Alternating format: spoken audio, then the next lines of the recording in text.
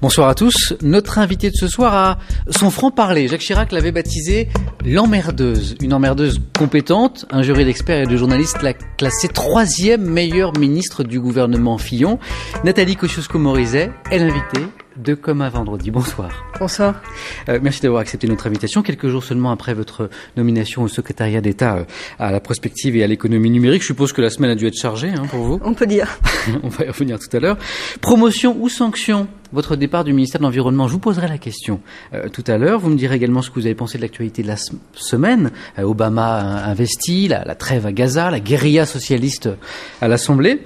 Ce soir, nous allons aussi débattre dans Comme un vendredi sur cette question. Suffisant ou pas le plan de relance du président Sarkozy? Un débat avec deux économistes, Philippe Chalmin et Lim Hang Nok, et avec le coprésident d'Ipsos, Jean-Marc Lèche. Et puis, comme chaque semaine, notre grand reportage, Éternelle jeunesse, une enquête de la rédaction sur les secrets de ceux qui vivent longtemps et en pleine forme. Comment font-ils? Extrait. C'est le menuet. Maintenant, j'ai 102 ans. Je suis aimé par des jeunes. J'ai horreur des vieux. Ça, c'est la base de l'extrait de foie qui est lyophilisé. En Suisse, pour 15 000 € la semaine, Directement dans la bouche ou dans la Anna vient s'offrir un traitement pour ralentir le vieillissement. Vous sentez bien? Oui, c'est un peu le goût quand on a mal au estomac. C'est tout. Aujourd'hui, on peut atténuer, voire revenir en arrière sur les effets du temps. À 83 ans, Colette aurait rajeuni. Malheureusement, à l'heure actuelle, il n'y a aucune donnée scientifique validée permettant de dire que la DHEA, la mélatonine, la préninolone ont un effet de prévention du vieillissement physiologique. On ne sera jamais vieux.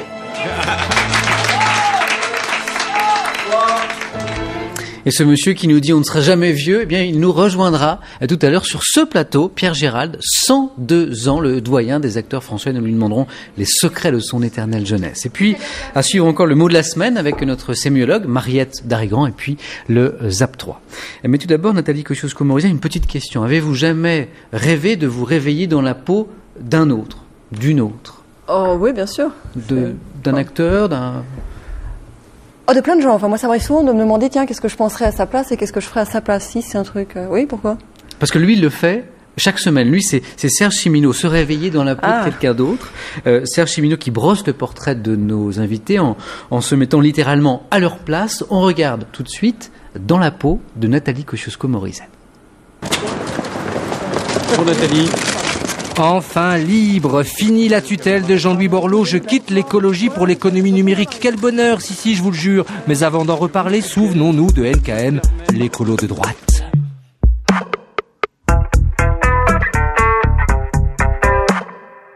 Notre maison brûle. Et nous regardons ailleurs. Ah, 2002, l'Afrique du Sud, Johannesburg, quel bon souvenir. C'est pas pour frimer, mais en Afrique du Sud, à ce fameux sommet de la Terre, aux côtés de Jacques Chirac, il n'y avait pas que Nicolas Hulot pour inspirer le grand discours du sauveur de la planète. J'y étais moi aussi. Regardez, j'ai la preuve. Si, c'est moi là. À l'époque, on disait même que j'étais la muse écolo du président de la République, mais modestement, Johannesburg, j'y suis pour beaucoup. Nicolas Hulot était manifestement très proche de l'esprit du discours de Johannesburg, mais de toute façon, vous savez, ce genre de discours-là, ça trouve des origines assez collectives, c'est-à-dire que chacun fait ses propositions, apporte ses idées, et puis à un moment surtout, c'est celui qui le prononce, en l'occurrence Jacques Chirac, qui reprend tout ça et qui en fait son discours. Donc on ne faut pas s'aventurer à faire le tri entre les participations des uns et des autres. Je pense que c'est hasardeux. 3 ans plus tard, la députée enceinte que je suis porte à bout de bras la charte de l'environnement, le bébé du président Chirac. Une charte intégrée à la Constitution avec le fameux principe de précaution qui en avait agacé plus d'un dans la majorité. C'est un grand malheur. Ah, être écolo à l'UMP, pas simple, mais je suis un organisme génétiquement motivé comme l'écrivait un jour le canard enchaîné. Mais pourquoi tout le monde s'amuse avec son pimpon? Alors, tout logiquement, me voilà récupéré par la galaxie Sarkozy, la seule écolo de droite, dit-on. Je ne sais pas si c'est vrai, mais je suis nommé secrétaire d'État à l'écologie, bien sûr. Rattaché au ministère de Jean-Louis Borloo, je pensais alors que ça allait durer, mais je ne suis pas médium. Il y a de l'émotion, c'est un moment important, c'est sûr. Mais pas le temps d'être ému, je m'engage à fond dans le Grenelle de l'environnement promis par le candidat Sarkozy. C'était formidable, ouais, c'était génial. Mais ils sont formidables. On a réussi à mettre tout le monde autour de la table pour prendre des mesures concrètes, mais si je vous le jure, c'est pas de la com. Une réussite même si aujourd'hui on doute toujours de la conversion écolo d'un gouvernement de droite. Je pense que ça a été effectivement une opération de com. Ça, c'était quand même significatif. Ça a disparu des mots du président. Dans ses vœux, il n'a pas eu un mot, même pas le terme même d'écologie sur aucun des sujets. Le constat, c'est quand même que c'était une vraie escroquerie et c'est triste. Et je pense que c'est triste pour les gens qui ont sincèrement participé au Grenelle. Et peut-être que Nathalie Kosciusko-Morizet fait partie de ces gens qui ont sincèrement participé et qui peut-être a une déception. Alors comme elle est ministre et soumise à la solidarité gouvernementale et puis représentante de l'UMP, elle le dira pas. Pas facile encore d'être écolo à l'UMP à l'occasion du débat sur les OGM à l'Assemblée, peu soutenu par mon ministre de tutelle et le président de groupe. Je me lâche dans le journal Le Monde. J'y dénonce un concours de lâcheté et d'inélégance entre Jean-François Copé et Jean-Louis Borloo qui se contentent d'assurer le minimum. Ajoutez à cela cette bise à José Bové qu'on me reproche encore. Voilà. Et c'est le tollé, branle-bas de combat à l'UMP. Un bureau politique se tient dans la foulée. Tout le monde est venu assister au spectacle intitulé NKM jugé par ses pairs. On me propose la démission ou les excuses. C'est ce qu'on appelle avoir le choix. Merci le Premier ministre d'avoir accepté. Mes propos ont été rapportés d'une manière très excessive qui a heurté, et c'était le sens des excuses que j'ai prononcées. L'incident avec Nathalie Kosciusko-Morizet est clos. Tellement clos qu'il part sans moi le soir même pour le Japon. Dommage, mes valises étaient déjà prêtes. Vous voulez pas venir là, non ? Et après les valises, les cartons, remaniement express, me voilà donc bouté de l'écologie. Mais bon, Jean-Louis Borloo et moi, ce n'était plus le grand amour. Je voulais être libre, c'est gagné. Et promis juré, ce n'est pas une punition. Je suis donc secrétaire d'État à la prospective et au développement de l'économie numérique. Les mauvaises langues craignent le conflit d'intérêts parce que mon frère est l'un des acteurs majeurs du secteur de la vente sur Internet. Pensez-vous, tout ça c'est pour gâcher mon plaisir de remplacer Éric Besson, vous savez l'ancien socialiste, et de ne plus être à l'écologie. Franchement, tout ça, c'est vraiment pas sympa. Pas sympa. Nathalie Kosciusko-Morizet, c'est un gros mot pour vous, conflit d'intérêts. Serge Siminot le prononçait à l'instant. On a reçu plusieurs mails de téléspectateurs de la 3 sur cette question. Vous parlez de mon frère. Oui, à cause des responsabilités de votre frère Pierre. Pourquoi absurde ? Parce que moi je suis chargée donc sur la casquette économie numérique, parce qu'il y en a deux. Il y a la prospective de développer un outil qui est l'Internet que des milliers et des millions de Français utilisent. Alors il y en a qui l'utilisent plus que d'autres. Oui, votre frère est un acteur dominant de ce il est un de ceux qui l'utilisent, mais c'est comme si vous me disiez je peux pas être en charge, par exemple, ministre des PME parce que j'ai des commerçants dans la famille. Je veux dire, vous comprenez, il faut aussi que la famille vive sa vie et moi, j'ai toujours très peu parlé travail, en plus, avec mon frère, qui est très occupé, et moi aussi. Donc, en plus, on se voit pas tous les 4 matins, et on va continuer comme ça, très bien, il n'y a pas de problème. Je rebondis sur un autre mot de Serge Siminot, c'est pas sympa. C'est pas sympa ce qui vous arrive. On vous vire de l'environnement qui est quand même votre grand combat, pour vous déplacer à l'économie numérique. A priori, vous n'avez pas demandé. On est entre nous, vous pouvez nous le dire, vous avez été sanctionné pour votre mauvaise relation avec Jean-Louis Borloo. Écoutez, moi je trouve ça très sympa et je suis très surprise de la façon dont ça sort dans les journaux. Alors j'ai une petite idée pourquoi ça sort de cette manière-là dans les journaux, c'est que d'abord, vous avez toujours dans ce milieu sympathique qu'est la politique des petits camarades pour essayer de glisser les choses et de tourner les choses d'une manière qui vous soit pas favorable.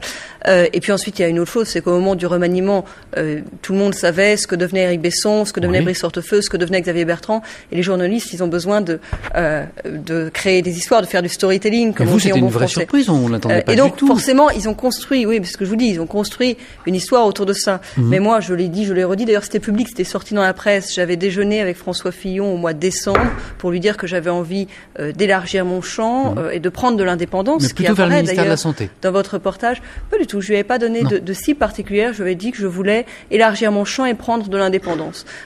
Et c'est ce qu'il m'a proposé avec cette opportunité-là. Donc vous êtes exaucé. Qui me plaît. Donc c'est sympa. Oui, pas le terme sympa, vous savez. Bon, mais quand même, vous allez pas nier que votre relation avec Jean-Louis Borloo était parfois un peu tendue.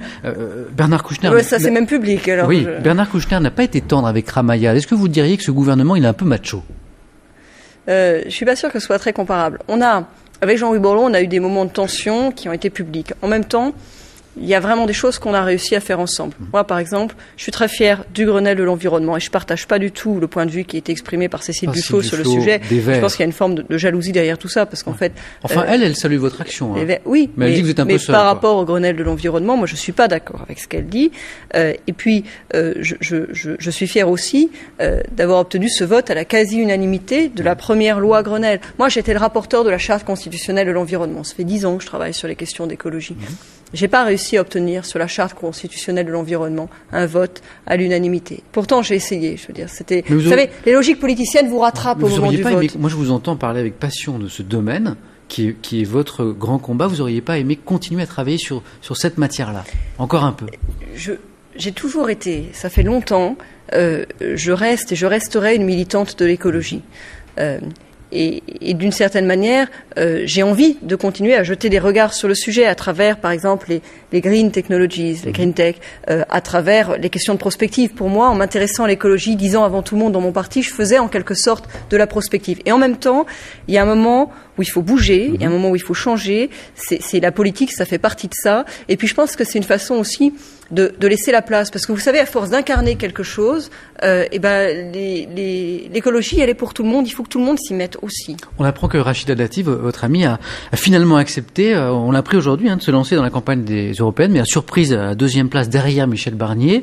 Autre surprise, elle aurait en conditionnel accepté de quitter le gouvernement. Tout ça vous surprend pas un peu, vous qui la connaissez bien? Écoutez, franchement, j'en ai pas parlé avec elle aujourd'hui. C'est une annonce qui est tombée hier soir, donc je trouve que c'est à elle de commenter et de dire comment elle le vit, mais un combat politique, c'est de toute façon un beau combat. J'aime pas trop ce discours qui se développe autour des européennes, comme si les européennes c'était quelque chose de secondaire ou de pas intéressant. Le président de la République, le président de la République l'a démontré à l'occasion de la présidence française de l'Union européenne. L'Europe, on peut en faire quelque chose. L'Europe, avec de la volonté politique, on peut la remettre en route. Regardez comment elle est revenue sur le devant de la scène. Et la France avec elle, du coup, avec la présidence française de l'Union européenne. C'est des beaux défis. Quelque chose de plus léger, comme tous les polytechniciens, vous avez dû effectuer votre service militaire. Vous êtes retrouvé sur un bateau de la Marine nationale. Sur le navire, il y avait 2 femmes, il y avait vous, il y avait le médecin, face à 220 hommes. Oui, c'était un peu baroque, ouais. Alors, baroque, c'est-à-dire, comment était l'ambiance? J'aimerais bien savoir. À l'époque, les polytechniciens faisaient tous un service militaire, hommes et femmes. Les femmes choisissaient leur arme, c'est tout. Et le faisaient surtout jeunes, parce qu'en fait, on le faisait juste après le concours, avant de faire l'école. Donc, on le faisait moi, j'avais 19 ans. C'est-à-dire qu'en fait, on était plus jeunes, y compris que beaucoup des matelots et des aspirants. Donc c'était baroque à double titre. D'abord, il n'y avait vraiment pas beaucoup de femmes. Et ensuite, en fait, on était nettement plus jeunes que les autres. Ça fait des choses assez décalées, dans lesquelles finalement, on comprend seulement après un certain nombre de choses. En même temps, moi, ça m'a donné un regard sur les hommes un peu distancié, parce que voir les hommes pendant si longtemps, si loin de leur famille et si loin de leurs femmes, et en fait très potaches, et très jeunes gens, parce que ça les rend très potaches, ça apprend des choses sur la vie. Un mot très court sur votre remplaçante à l'écologie, Chantal Jouanneau, ex-présidente de l'Agence de l'environnement et de la maîtrise de l'énergie. Est-ce que c'est un bon choix? Est-ce qu'elle va aussi bien défendre que vous la cause de l'écologie? C'est un très bon choix. Moi, je la connais bien. Je la connais parce qu'en fait, pendant la campagne présidentielle, on s'est beaucoup investi ensemble aux côtés de Nicolas Sarkozy. Notamment, on a préparé des choses sur le Grenelle de l'environnement ensemble. On a toujours bien bossé ensemble. Elle est à la fois compétente sur les sujets, puis c'est quelqu'un qui est vif, qui est franc. Et dans le secteur, si vous voulez, le caractère, il fait beaucoup quand même. Il y a des montagnes à déplacer. Mais il y a les montagnes à déplacer. Vous savez, le Grenelle de l'environnement, c'est ça. On allume plein de mèches pour créer des révolutions dans la société. Donc, la manière y est pour une partie de la chose. Nathalie Kosciusko-Morizet, on va maintenant revenir sur l'actualité de cette semaine en images. Obama investit la trêve à Gaza et le regain de forme du PS, en tout cas à l'Assemblée déjà, sur les événements de la semaine. Le regard de Laurence Garcia. Cette semaine, nous ne faisions qu'un. We are one, c'est le Mondial Dream. Toi l'Américain, toi l'Israélien.